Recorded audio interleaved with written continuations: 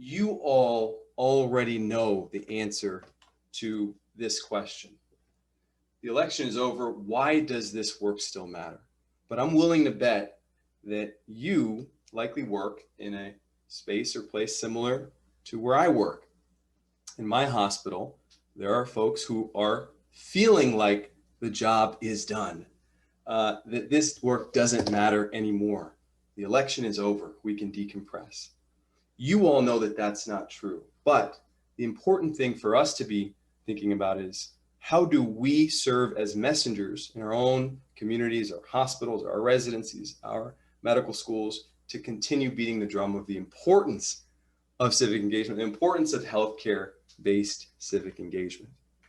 Now, we're going to hit 3 specific talking points we're going to give you so that you can make these points back home. The first is that civic engagement promotes health. The second is that the racial and social inequities persist and need non-optical solutions. And the last is that healthcare providers need to vote.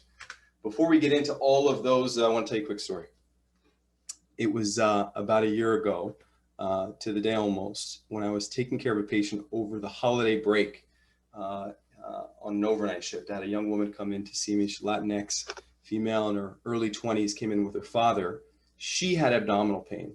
Her father was there because he had late-stage Parkinson's, and she couldn't leave him at home alone. I remember doing the exam and feeling like, man, I'm missing something. And when we got her labs back, you know, the questions we were thinking about, was this appendicitis? Was this a UTI? Was she pregnant? Turns out it was none of those things. We got her labs back, and she had something called starvation ketosis. I went back to the holding area, and I asked the patient, you know, look, your labs show something that you would only have if you haven't eaten. What's going on? She proceeded to tell me that she had lost her second job, and she had to make some tough choices. She had to choose, does she pay for her father's copay for his prescription meds, or does she eat? I can't solve that problem with a prescription or a procedure. The only way that we can begin to unravel that problem is by beginning to understand the relationship between voting and health. And we'll start first with the indirect benefit of voting on health. There's a lot that has been said about the concept of the social determinants of health, these underlying community-wide or social conditions that are the causes of poor health. The causes of poor health that show up in our ERs or community health centers as health-related social needs. Her health-related social need was food insecurity. She was coming in because she was hungry. That's why she was in the ER. But we can't begin to address the social determinants of health until and unless we begin to address the structural determinants of health, the causes of the causes. In her case, she lived in a community where she could not get a job that paid enough to satisfy her eating and paying her dad's copays. But when you zoom back out, that social determinant of health is caused by a myriad of factors: socio-political, environmental, in various other factors that relate to why, in the first place, does her father have such high copays? How come we can't get her a job that can pay her a living wage?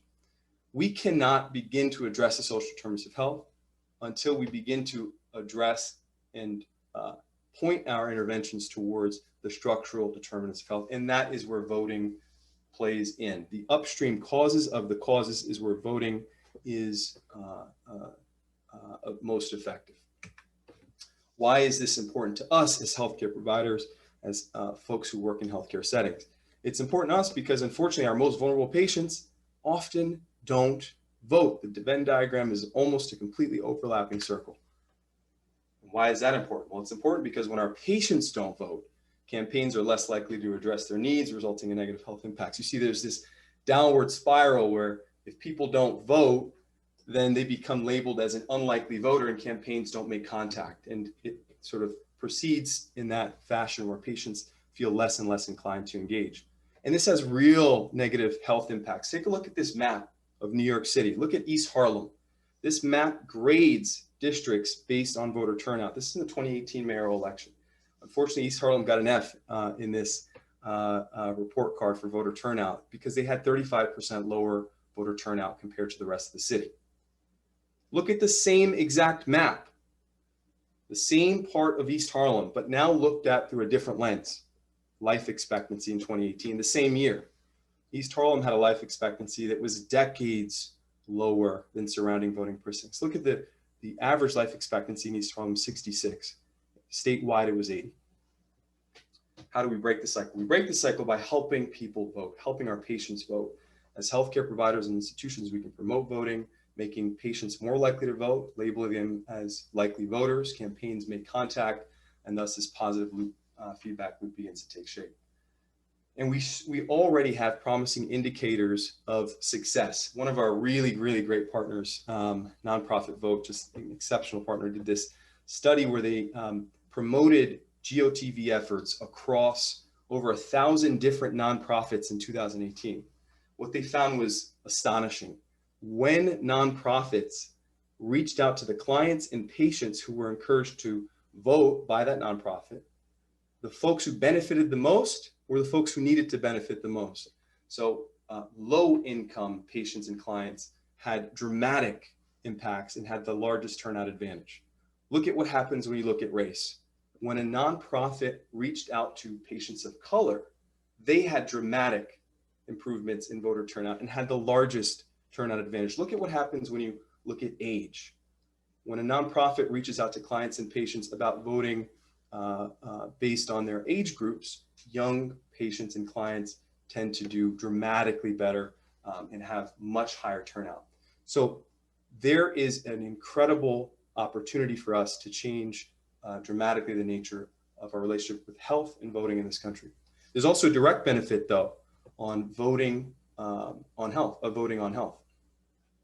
This study demonstrated in public health reviews a few years back that people are more likely to self-report fair or poor health in states where there's a below average voter turnout. This study in political psychology demonstrated that even after you control for all factors, race, age, political orientation, education, folks who were more politically engaged, folks who were registered, folks who voted more often, folks who had higher political activism scores, also reported higher levels of personal well-being. Take a look at this study from Tufts. They found that registered voters tended to have higher levels of social connection. So they were more likely, registered voters were more likely to be involved with a student group or a neighborhood or community association, or more likely to be in contact with their public official. You might be asking yourself, well, how is it that voting has an impact on health? Well, the theorized benefit here is that there is a benefit of this social connection, that voting actually promotes this social connection. And social connections, things that promote social connection, lower rates of anxiety and depression, increase your self-esteem and empathy, and give you better emotional regulation skills. The second reason why this work must continue is that racial and social inequities persist, and we need non-optical solutions. Very pleased to see this come out from the American Medical Association a few months ago, or just last month, recognizing racism as a public health threat. This is fantastic and an excellent step to build awareness of the historical legacies of racism and systemic racism in this country that create the healthcare disparities that we have in our country. But there's also a risk here. The risk is that we stop here. The risk is that we just feel like we have done our job by becoming aware of racism as a public health threat. In effect, the risk is that we take the easy road out and just engage in optical allyship and not non-optical allyship. What is optical allyship? Optical allyship is defined as allyship that only serves at the surface level to platform the ally. It makes a statement, but it doesn't go beneath the surface and is not aimed at breaking away from the systems of power that oppress in the first place. In fact, the National Academies of Science and Medicine, in their 2019 report, Integrating Social Care into the Delivery of Healthcare, they urge hospitals, clinics, healthcare providers to move from awareness to advocacy, where you start to implement concrete initiatives that are rooted in advocacy. That is the goal.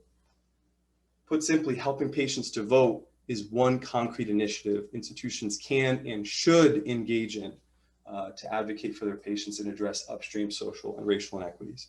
And it's already happening. This is from the desk of the CEOs across the country of some of the biggest hospitals, University of Cincinnati, Mass General, and Health Fairview, all promoting the concept of healthcare-based voter registration in their hospitals. And Vot-ER is lucky to be partnered with over 300 hospitals doing this. And lastly, healthcare providers, man, we just got to get it together. This is a study that demonstrated that back in 1996 to 2002, physicians voted at 9% lower rates than the general population. It's a long time ago, so you must be asking, well, surely we fixed this since then, right? Unfortunately, we haven't. Just last month, the study was published looking at what happened between 2006 and 2018, and physicians were less likely to vote than they were in the previous studies. So we're going in the wrong direction. We got to clean it up, and we owe it to our patients to be at the table when it comes to deciding our nation's health policies.